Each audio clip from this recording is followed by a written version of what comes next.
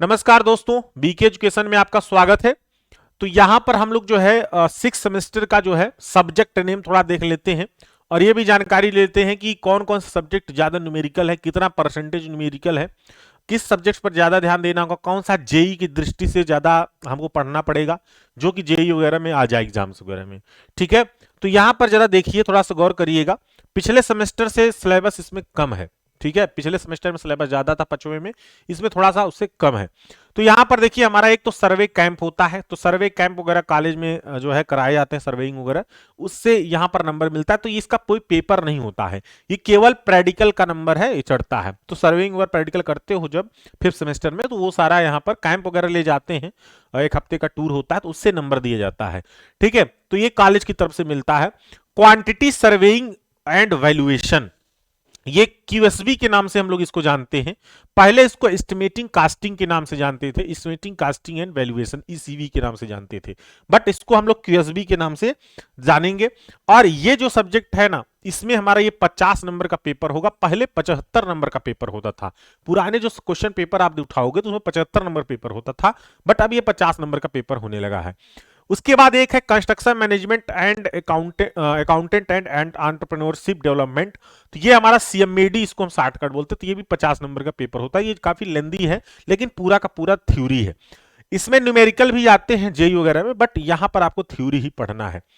और डीएसएस की अगर बात करें, ये पूरा न्यूमेरिकली तो नहीं कर सकते हैं, लेकिन थोड़ा बहुत थ्योरी इसमें रहता है। अभी हम बता देंगे किसमें किसमें है। डीएसएस भी 50 नंबर का पेपर होगा। स्टील स्ट्रक्चर ड्राइंग भी 50 नंबर का पेपर होगा।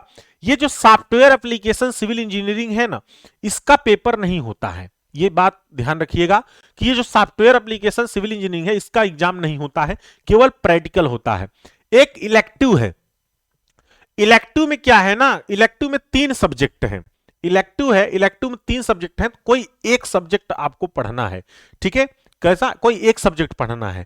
और उन सब्जेक्ट कौन कौन से मैं बता दूं, आपके कॉलेज की तरफ से आपको दिया जाता है। तो आप कॉलेज में जाइएगा, वहां पूछिएगा सर इलेक्टिव सब्जेक्ट हमें कौन सा सब्जेक्ट पढ़ना है, क्योंकि अलग अलग कॉलेज वाले ना अलग अलग चूज करते हैं, मतलब एचओडी जो होते हैं उनके बताएंगे। देखिए, इलेक्टिव सब्जेक्ट में हमारे 3 सब्जेक्ट आते हैं, एक रिपेयर एंड मेंटेनेंस बिल्डिंग, एक प्लम्बिंग, एक एनालिसिस ऑफ स्ट्रक्चर। तो यहां पर 3 सब्जेक्ट हैं और इन 3 में कोई एक सब्जेक्ट आपको पढ़ना है। चाहे आप रिपेयर मेंटेनेंस लीजिए, चाहे प्लम्बिंग लीजिए, चाहे एनालिसिस ऑफ स्ट्रक्चर लीजिए। ठीक है, लेकिन हम यहां पर कहेंगे कि आप जो लेना है आपको, ये थ्योरी वाला लीजिए। इससे बेनिफिट ये है कि आपका परसेंटेज फाइनल ईयर में थोड़ा अच्छा बनना चाहिए।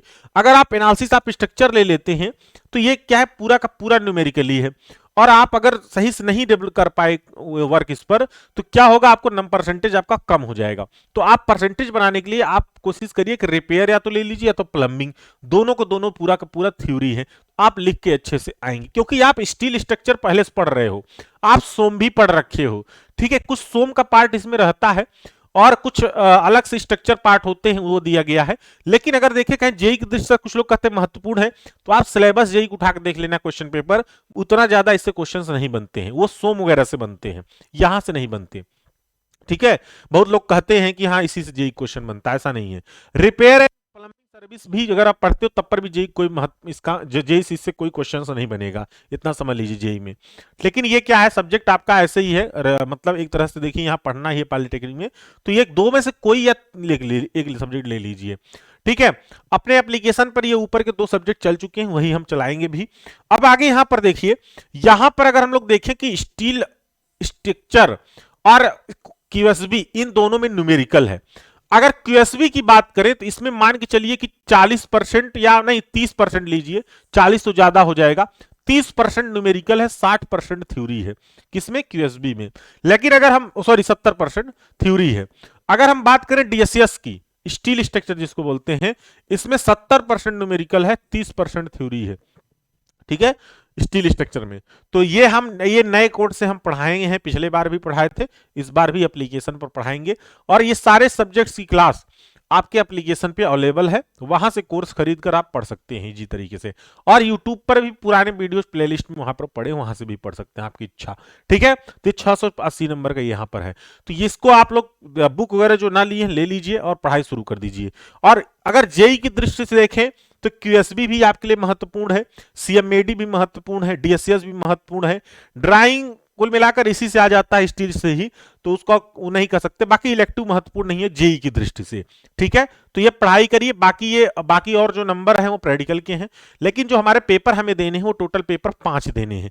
1 2 3 4 5 पेपर यहां पर देने हैं, आपका एप्लीकेशन वाला पेपर नहीं देना है, ठीक है। चलिए अभी हम सब्जेक्ट वाइज भी आपको बता देते हैं डिटेल्स में।